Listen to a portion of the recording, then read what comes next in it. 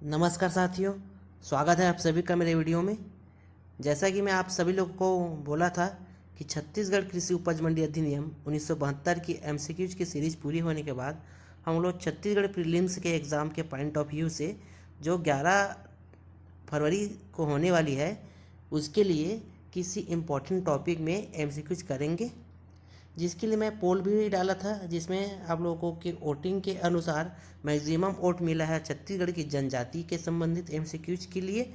तो इसी के संदर्भ में हम लोग आज स्टार्ट करेंगे छत्तीसगढ़ के जनजाति एवं लोक कला से संबंधित एमसीक्यूज की सीरीज, जिसका हमारा आज का रहेगा एमसीक्यूज नंबर 1, जो एग्ज़ाम के पॉइंट ऑफ व्यू से बहुत ही इम्पोर्टेंट प्रश्न रहेगा।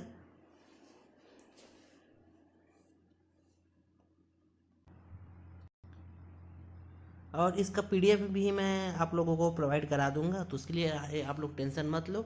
अगर आप लोगों को छत्तीसगढ़ कृषि उपज मंडी 1972 की एमसीक्यूज की आप लोगों को पीडीएफ चाहिए तो आप लोग मेरा टेलीग्राम चैनल ज्वाइन कर सकते हैं, जिसका लिंक मैं इस वीडियो के डिस्क्रिप्शन और अपने चैनल के डिस्क्रिप्शन में डाल दिया हूँ। आप लोग वहाँ से जाकर मेरा टेलीग्राम चैनल ज्वाइन कर सकते हैं। आप लोगों को पीडीएफ जितना भी एमसीक्यूज कराऊंगा या फिर जितना भी मैं वीडियो डालूंगा उसका जो भी पीडीएफ बनेगा मैं उसमें डाल दूंगा, तो आप लोगों को आसानी हो जाएगी समझने में। और स्पेशली मैं आप लोगों को बताना चाहूँगा कि छत्तीसगढ़ कृषि उपज मंडी अधिनियम 1972 के एमसीक्यूज का जो पीडीएफ है बहुत ही अच्छा बना है, तो आप लोग को जाकर उसको डाउनलोड कर ले, क्योंकि एग्ज़ाम भी ज़्यादा दूर नहीं है, आने ही वाला है, शायद 25 फरवरी को है। तो तैयारी में लग जाइए अच्छे से और अच्छे से तैयारी करिए। तो चलिए फिर बिना देरी के हमारा आज का एमसीक्यू स्टार्ट करते हैं। हमारा पहला प्रश्न दिया गया है, जनजातीय संबंधित अनुच्छेद है, मतलब भारतीय संविधान के अनुच्छेद में जनजाति से संबंधित अनुच्छेद कौन सा है, उसके लिए हमारे को 4 ऑप्शन दिया गया है। इसमें ऑप्शन नंबर ए दिया गया है, ऑप्शन नंबर ए दिया गया है 322, ऑप्शन नंबर बी दिया गया है अनुच्छेद नंबर 422, ऑप्शन नंबर सी दिया गया है अनुच्छेद नंबर 342,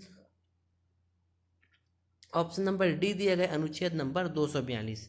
इसका सही आंसर देखें तो इसका सही आंसर होगा ऑप्शन नंबर सी, अनुच्छेद नंबर 342। मतलब अनुच्छेद नंबर 342 जो है जनजाति से संबंधित अनुच्छेद है। ठीक है, मैं बता दूं इस अनुच्छेद में होता क्या है। इस अनुच्छेद के अनुसार क्या होता है, राष्ट्रपति मतलब प्रेसिडेंट अगर चाहे तो अधिसूचना द्वारा किसी जाति को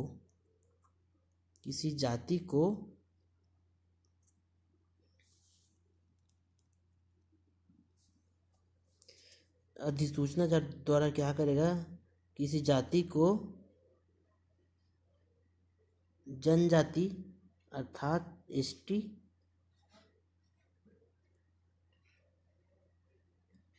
घोषित कर सकता है। किस अनुच्छेद के अनुसार, अनुच्छेद नंबर 342 के अनुसार। ठीक है, अगला प्रश्न आप देखते हैं, छत्तीसगढ़ में अनुसूचित जनजाति समूह है, मतलब वर्तमान में छत्तीसगढ़ में अनुसूचित जनजाति के जो समूह हैं उसकी संख्या कितनी है, ये इस प्रश्न में पूछा गया है। उसके लिए हमारे को ऑप्शन नंबर ए दिया गया है 40, ऑप्शन नंबर बी दिया गया है 60, ऑप्शन नंबर सी दिया गया 42, ऑप्शन नंबर डी दिया गया है 52। इसका सही आंसर होगा ऑप्शन नंबर सी 42। मतलब वर्तमान में जो है अनुसूचित जनजाति समूह की संख्या है 42। इसी में और थोड़ा सा देख लेते हैं, समूह की संख्या है कितनी, 42। जो समूह की संख्या है वो है आपकी 42। और इसी में आपको एक और आता है उप समूह करके, उप समूह की संख्या है 161। तो इस दोनों को आप लोगों को याद करना है, समूह की संख्या 42 और उप समूह की संख्या है 161 अर्थात 161। अगला प्रश्न दिया गया है, विशेष पिछड़ी जनजातियाँ है, मतलब इसमें विशेष पिछड़ी जनजाति की संख्या है, सॉरी मैं यहाँ पे, ठीक, इसको देखना आप लोग। विशेष पिछड़ी जनजातियाँ है अर्थात विशेष पिछड़ी जनजाति की संख्या कितनी है, ये इस प्रश्न में पूछा गया है। इसमें ऑप्शन नंबर ए दिया गया है 7, ऑप्शन नंबर बी दिया गया है 9, ऑप्शन नंबर सी दिया गया है 11, और ऑप्शन नंबर डी दिया गया है 13। तो विशेष पिछड़ी जनजाति की संख्या है ऑप्शन नंबर ए में जो दिया गया है 7। मतलब विशेष पिछड़ी जनजाति की संख्या छत्तीसगढ़ में है 7। अब देख लेते हैं विशेष पिछड़ी जनजाति आखिर होती क्या है। इसके लिए क्राइटेरिया होती है। अगर उस क्राइटेरिया को अगर कोई जनजाति पार करता है या फिर उस क्राइटेरिया के अंडर में आता है तो उस जनजाति को विशेष पिछड़ी जनजाति के श्रेणी में रखा जाता है। तो देख लेते हैं वो क्राइटेरिया कौन कौन सी होती है। पहला क्राइटेरिया देख लेते हैं। पहला क्राइटेरिया है साक्षरता दर। साक्षरता दर जो है 2% से कम होनी चाहिए। साक्षरता 2% से कम होनी चाहिए। सेकंड होती है पॉपुलेशन लगातार घट रही हो। थर्ड होती है इकोनॉमिक स्थिति, आर्थिक स्थिति लगातार घट रही हो।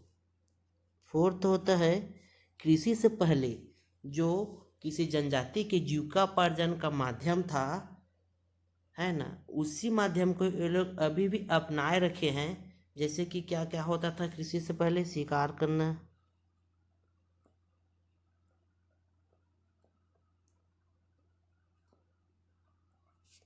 ठीक। तो अगर कोई जनजाति इन चारों क्राइटेरिया को पार रखती है या फिर इन चारों क्राइटेरिया के अंदर आती है तो उसको हम विशेष पिछड़ी जनजाति की श्रेणी में रख सकते हैं। कौन कौन सी क्राइटेरिया दिया गया इसमें?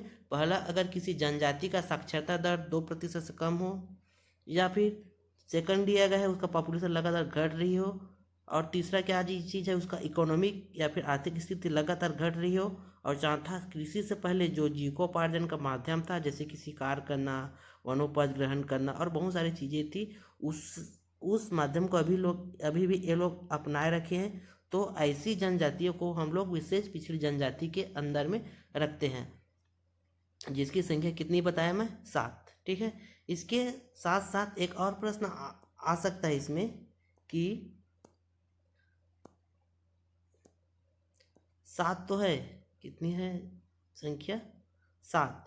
इसमें से सभी जो 7 है वो अलग अलग डिवाइड, कैसे डिवाइड है? कुछ कुछ जनजाति को केंद्र सरकार द्वारा विशेष पिछड़ी जनजाति में रखा गया है और कुछ कुछ जनजाति को राज्य सरकार द्वारा विशेष पिछड़ी जनजाति में रखा गया है। तो उसी को हम लोग देखेंगे कि केंद्र द्वारा कितनी जनजाति को रखा गया है और राज्य द्वारा कितनी जनजाति को रखा गया है। तो सबसे पहले देख लेते हैं केंद्र द्वारा।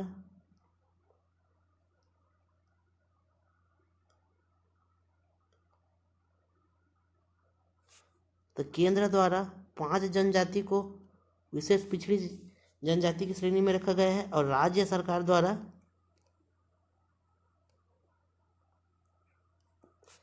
2 जनजाति को विशेष पिछड़ी जनजाति में रखा गया है। अर्थात कितना का टोटल? 7, जो इस प्रश्न में पूछा गया है। ऐसा भी पूछ सकता है प्रश्न में कि केंद्र सरकार या फिर भारत सरकार द्वारा विशेष पिछड़ी जनजातियों की संख्या कितनी है, या फिर राज्य सरकार द्वारा विशेष पिछड़ी जनजातियों की संख्या कितनी है, ठीक है। तो इसको आप लोगों को याद रखना है। अगला प्रश्न देखते हैं। विशेष पिछड़ी जनजाति पंडो की बस्ती पंडो नगर या फिर सूरजपुर जिला में जो है में देश के प्रथम राष्ट्रपति डॉक्टर राजेंद्र प्रसाद कब आए थे? इसमें ऑप्शन नंबर ए दिया गया है 22 नवंबर 1940, ऑप्शन नंबर बी दिया गया है 22 नवंबर 1952, ऑप्शन नंबर सी दिया गया है 22 नवंबर 1953 है, ये इसको सुधार लेना, और ऑप्शन नंबर डी दिया गया 22 नवंबर 1950। इसका सही आंसर होगा ऑप्शन नंबर बी 22 नवंबर 1952। अगला प्रश्न देख लेते हैं। भारत सरकार द्वारा घोषित निम्नलिखित अति पिछड़ी जनजातियां छत्तीसगढ़ में पाई जाती है। मतलब इसमें देखो भारत सरकार मतलब किसके द्वारा? केंद्र सरकार के द्वारा पूछा गया। मैं अभी भी आप लोगों को बताया हूँ क्या चीज़, कुछ कुछ जनजाति को केंद्र सरकार द्वारा घोषित किया गया है और कुछ कुछ जनजाति को राज्य सरकार के द्वारा घोषित किया गया है ना। उसी को इसमें पूछा गया कि केंद्र सरकार अर्थात भारत सरकार द्वारा जो जनजाति को विशेष पिछड़ी जनजाति के अंतर्गत रखा गया है ना, उसमें से कौन कौन सी जाति है जो छत्तीसगढ़ में पाई जाती है, इसमें आप लोगों को एक 4 ऑप्शन दे दिया गया है। इन चारों में आप लोगों को छांटना कि कौन कौन सी जो जनजाति है जो विशेष पिछड़ी जनजाति के अंतर्गत आता है, जो केंद्र सरकार द्वारा घोषित किया गया है। जैसे कि देखो इसमें 4 ऑप्शन आपको दिया गया है कि परजा दिया गया है, कमार दिया गया है, पहाड़ी कोरवा दिया गया है और बैगा दिया गया है ना। तो इन चारों में वो कौन कौन सी जनजाति है जिसे केंद्र सरकार या भारत सरकार द्वारा विशेष पिछड़ी या फिर अति पिछड़ी जनजाति के श्रेणी में रखा गया है। इसके लिए आपको कूट भी दिया है, उस कूट में आप लोगों को चुनना है। इसमें हमारा पहला कूट देख लेते हैं। पहला कूट दिया गया है 1 2 3, मतलब 1 2 3 में क्या क्या दिया है देख लेते हैं हम। परचा, कमार, पहाड़ी कोरवा। अगला कूट दिया गया है 2 3 4। 2 3 4 में क्या क्या देख लेते हैं, कमार, पहाड़ी कोरवा, बैगा। अगला कूट दिया गया है 1 2 4। 1 2 4 में कौन कौन सा देख लेते हैं। 1 2 4 में आपका परजा, कमार या फिर बैगा। और आखिरी नंबर का कूट दिया गया 1 3 4। 1 3 4 में क्या क्या है आपका, परजा दिया गया है, पहाड़ी कोरवा दिया गया है और बैगा दिया गया है। तो इसका सही आंसर होगा ऑप्शन नंबर 2 3 4, अर्थात ऑप्शन नंबर बी। अभी बताता हूँ आप लोगों को क्या क्या है कैसे इसका। देखो सबसे पहले हम लोग देख लेते हैं कि केंद्र सरकार के द्वारा कौन कौन सी जनजाति को विशेष पिछड़ी जनजाति में रखा गया है और राज्य सरकार के द्वारा कौन कौन से जनजाति को विशेष पिछड़ी जनजाति में रखा गया है। तो आप लोगों के समझ में आ जाएगा। सबसे पहले हम देखेंगे कि केंद्र सरकार द्वारा, ठीक। इसके लिए एक पेज ले लेते हैं हम लोग, खाली वाला पेज लेते हैं। देखो केंद्र सरकार द्वारा पहले देखेंगे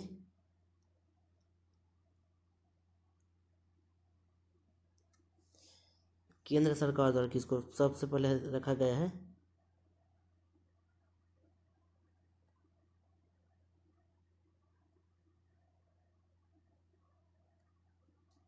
अबूझ माड़िया को ये जस्ट नहीं आ रहा है। सबसे पहले देखते हैं केंद्र सरकार का।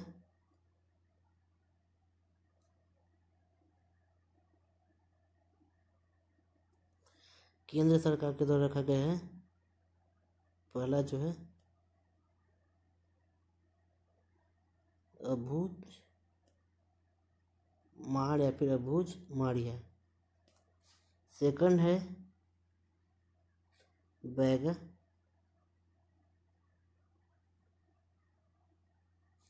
थर्ड है आपका बिरहोर।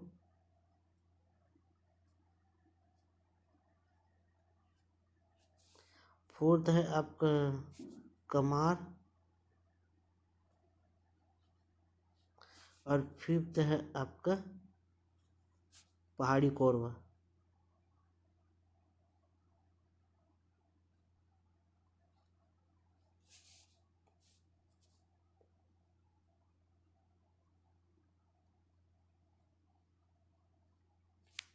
ठीक, केंद्र सरकार द्वारा किस किस जनजाति को विशेष पिछड़ी जनजाति के अंतर्गत रखा गया है। पहला है अबूझ माड़ को,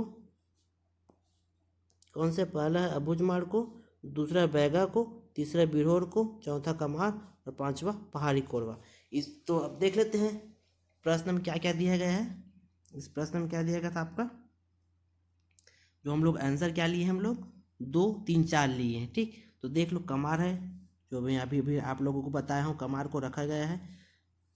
तीसरा में क्या दिया गया है, पहाड़ी कोरवा। इसमें आप लोग देखेंगे इस पहाड़ी कोरवा को रखा ही गया है, ये रखा गया है पहाड़ी कोरवा को। इसके बाद क्या देखे थे हम, चौथा में क्या दिया है बैगा को। और यहाँ पे मैं आप लोगों को बताऊँ कि बैगा को भी विशेष पिछड़ी जनजाति के अंतर्गत रखा गया है। तो हमारा ऑप्शन नंबर कौन सा सही हुआ है, ऑप्शन नंबर बी 2 3 व 4, मतलब कौन कौन सा, पहाड़ी कोरवा, कमार और बैगा, ठीक है। अब इसके साथ साथ हम राज्य सरकार वाला भी देख लेते हैं, हो सकता है उससे किसी प्रश्न में पूछ ले।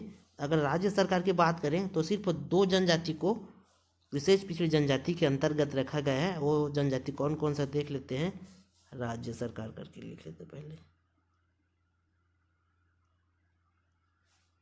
इसमें आपका पहला रहेगा भुंजिया,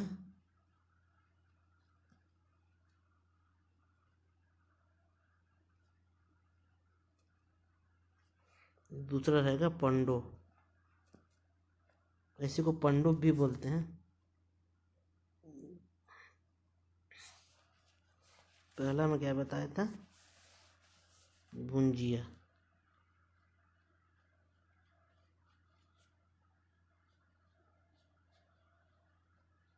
भुजिया, दूसरी क्या चीज़ है, पंडो, इसी को पंडुप भी कहा जाता है।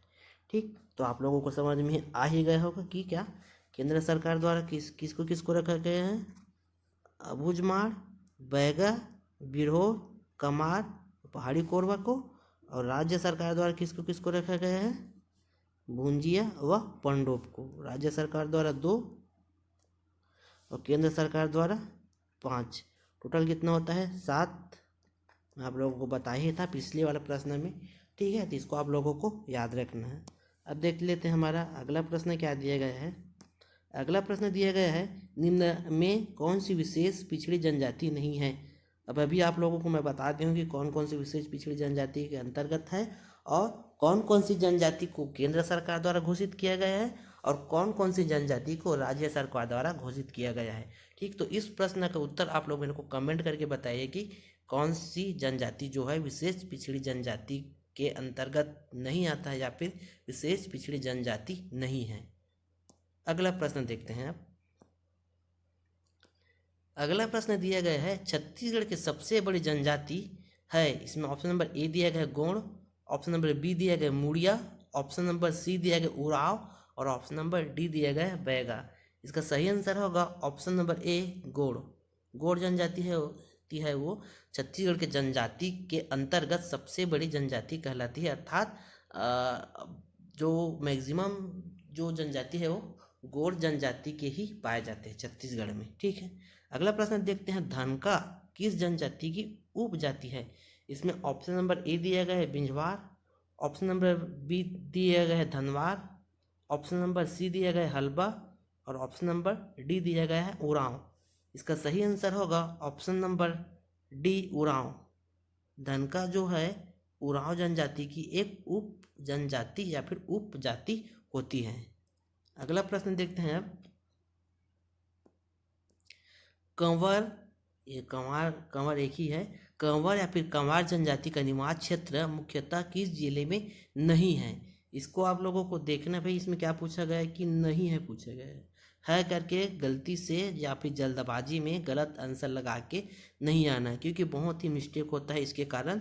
इसमें ऑप्शन नंबर ए दिया गया है रायपुर, ऑप्शन नंबर बी दिया गया है बिलासपुर, ऑप्शन नंबर सी दिया गया सरगुजा और ऑप्शन नंबर डी दिया गया है दंतेवाड़ा।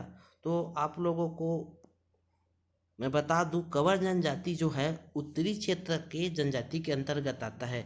तो इस जिले में आप लोग देख लो कि उत्तर के अंतर्गत कौन कौन से आता है। तो उत्तर में आप लोगों का सरगुजा आता है, बिलासपुर रायपुर भी लगभग उसी के अंतर्गत आता है, लेकिन दंतेवाड़ा जो है एकदम दक्षिण का एरिया है। तो इसका आंसर क्या होगा दंतेवाड़ा। दंतेवाड़ा में कंवर जनजाति निवास नहीं करती है। ठीक है, अगला प्रश्न देख लेते हैं, किस जनजाति को धनुहर भी कहा जाता है। ऑप्शन नंबर ए दिया गया है सहारिया, ऑप्शन नंबर बी दिया गया है हल्बा, ऑप्शन नंबर सी दिया गया धनवार और ऑप्शन नंबर डी दिया गया है बैगा। इसका सही आंसर होगा ऑप्शन नंबर सी धनवार। इस नाम से ही पता चलता है धनवार लोगों को धनुहार कहते हैं या फिर धनुधारी भी कहा जाता है। ठीक, इसको आप लोगों को याद रखना है। ठीक, अगला प्रश्न देखेंगे। अब धनवार जनजाति का निवास क्षेत्र है। इसमें ऑप्शन नंबर ए दिया गया है रायपुर, ऑप्शन नंबर बी दिया गया है बिलासपुर, ऑप्शन नंबर सी दिया गया है दुर्ग और ऑप्शन नंबर डी दिया गया है कांकेर। इसका सही आंसर हो, इसमें देखो आप लोग, जो कांकेर है वो तो विलोपित हो जाएगा, क्योंकि जो धनवार है वो ना मध्य छत्तीसगढ़ की जो जनजाति है उसके अंतर्गत आता है। तो मध्य में कौन कौन सा है आपका, रायपुर भी आता है, बिलासपुर भी आता है और दुर्ग भी आता है। तो इसका सही आंसर होगा ऑप्शन नंबर बी बिलासपुर, अर्थात बिलासपुर में धनवार जाति निवास करती है।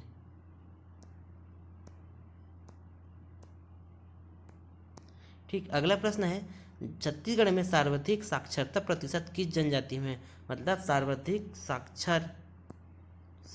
साक्षर कौन सी जनजाति है, उसी को इस प्रश्न में पूछा गया है। सर्वाधिक साक्षर कौन सी जनजाति है? इसमें ऑप्शन नंबर ए दिया गया है मुरिया, ऑप्शन नंबर बी दिया गया भतरा, ऑप्शन नंबर सी दिया गया उरांव, ऑप्शन नंबर डी दिया गया है धुरवा। इसका सही आंसर होगा ऑप्शन नंबर सी उरांव।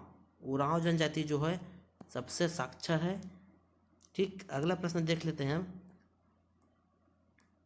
भतरा जनजाति का निवास क्षेत्र है, इसमें ऑप्शन नंबर ए दिया गया बस्तर, ऑप्शन नंबर बी दिया गया दंतेवाड़ा, ऑप्शन नंबर सी दिया गया धमतरी और ऑप्शन नंबर डी दिया गया है। इस प्रश्न का सही आंसर होगा ऑप्शन नंबर ए बस्तर जिला। बस्तर जिला में भतरा जनजाति मुख्यतः निवास करती है। अगला प्रश्न दिया गया है नगेशिया जनजाति छत्तीसगढ़ के किस जिले में प्रमुखता से निवास करती है? जो नगेशिया जनजाति है छत्तीसगढ़ के किस जिले में निवास करती है या फिर किस जिले में पाई जाती है, इसको पूछा गया है। इसमें ऑप्शन नंबर ए दिया गया है Raigarh Surguja, option number B दिया गया बिलासपुर, ऑप्शन नंबर सी दिया गया जांजगीर चांपा और ऑप्शन नंबर डी दिया गया राजनांदगांव। इसका सही आंसर होगा option number A Raigarh Surguja. Raigarh व सरगुजा में नगेशिया जनजाति निवास करती है। ठीक है, अगला प्रश्न देख लेते हैं। आदिवासी समाज की ढुकू प्रथा क्या है? इसमें ऑप्शन नंबर ए दिया गया है एक पति त्याग कर दूसरा पति रखना, ऑप्शन नंबर बी दिया गया पुनर्विवाह, ऑप्शन नंबर सी दिया गया बाल विवाह और ऑप्शन नंबर डी दिया गया रखनी प्रथा। इसके सही आंसर होगा ऑप्शन नंबर ए एक पति त्याग कर दूसरा पति रखना। आदिवासी समाज में एक प्रथा होती है जिसको बोलते हैं क्या जी, ढुकू प्रथा। ठीक है, इस प्रथा के अंतर्गत एक लड़की या फिर एक महिला जो होती है, शादीशुदा लड़की बात करूँ भाई, लड़की मतलब कुंवारी लड़की मत सोच लेना। ठीक है, तो जो एक महिला होती है वो अपने एक पति को त्याग कर या फिर छोड़कर जब दूसरा पति रखता है तो इसी प्रथा को हम क्या बोलते हैं, ढुकू प्रथा कहते हैं। ठीक है, अगला प्रश्न देख लेते हैं। धुमकुरिया किस जनजाति का युवा गृह है? इसमें ऑप्शन नंबर ए दिया गया है उरांव, ऑप्शन नंबर बी दिया गया है मुरिया, ऑप्शन नंबर सी दिया गया है भोटिया और ऑप्शन नंबर डी दिया गया है कमार।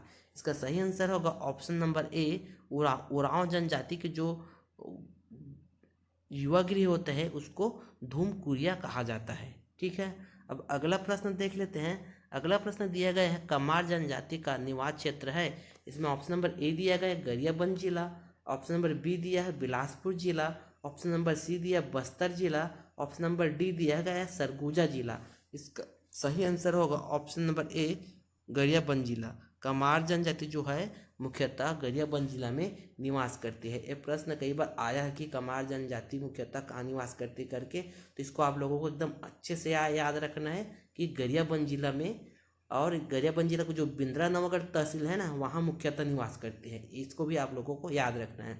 हो सकता है तहसील पूछ दे कभी कभी, तो बिंद्रा नवागढ़ तहसील। ठीक है, अगला प्रश्न देखते हैं। छत्तीसगढ़ में बाल्यावस्था के विवाह को क्या कहा जाता है? छत्तीसगढ़ में क्या क्या होता है, अगर कोई बाल्यावस्था में विवाह कर दिया, ठीक है, अब उसको एक उम्र के बाद उसको घर जाना पड़ता है। ऐसा नहीं कि बाल्यावस्था में विवाह हो गया तो तुरंत उसको उसका ससुराल नहीं जाना होता है। एक टाइम होता है कि 4 महीना, 1 साल, 2 साल, 3 साल, जैसे भी वो लोग करते हैं। ठीक है, तो इस प्रकार की पद्धति जो होती है विवाह की है ना, उस पद्धति को क्या कहते हैं, इसी को इस प्रश्न में पूछा गया है। इसमें ऑप्शन नंबर ए दिया गया चूड़ी विवाह, ऑप्शन नंबर बी दिया गया गवन विवाह, ऑप्शन नंबर सी दिया गया कैना विवाह और ऑप्शन नंबर डी दिया गया चढ़ विवाह। इसका सही आंसर होगा ऑप्शन नंबर बी गवन विवाह। मतलब इसमें क्या होता है, पहले विवाह किया जाता है लेकिन जो विदाई होती है वो 1 साल 2 साल जैसा वो लोग को अपना बांधते हैं कि इतने दिन बाद हम विदाई करेंगे ऐसे करके, तो उस हिसाब से उन लोगों का रहता है। लेकिन इस पद्धति को हम क्या कहते हैं, गवन विवाह कहते हैं। ठीक है, अगला प्रश्न देखते हैं। खड़ूनी विवाह का प्रचलन कौन सी जनजाति में है? ठीक, या फिर कौन सी जनजाति में प्रचलित है? इसमें ऑप्शन नंबर ए दिया गया बैगा, ऑप्शन नंबर बी दिया भारिया, ऑप्शन नंबर सी दिया भत्रा और ऑप्शन नंबर डी दिया है मुरिया। इसका सही आंसर होगा बैगा। देखो खड़ूनी विवाह क्या होता है, खड़ूनी विवाह एक पुनर्विवाह होता है। क्या होता है, पुनर्विवाह होता है। जो मुख्यतः बैगा जनजाति में होती है। खड़ोनी विवाह मुख्यतः बैगा जनजाति में होती है। और अगर ऐसा आ गया कि खड़ोनी विवाह एक प्रकार का विवाह है तो क्या कौन सा ये एक पुनर्विवाह कहलाता है। ठीक है, अगला प्रश्न और आखिरी प्रश्न है इस MCQ का, छत्तीसगढ़ की जनजातियों में विधवा विवाह को क्या कहा जाता है। इसमें ऑप्शन नंबर ए दिया गया है पारिंगधर, ऑप्शन नंबर बी दिया गया पेडुल, ऑप्शन नंबर सी दिया गया पैसेवतुर और ऑप्शन नंबर डी दिया गया अरउतो। इसमें सही आंसर होगा ऑप्शन नंबर डी अरउतो।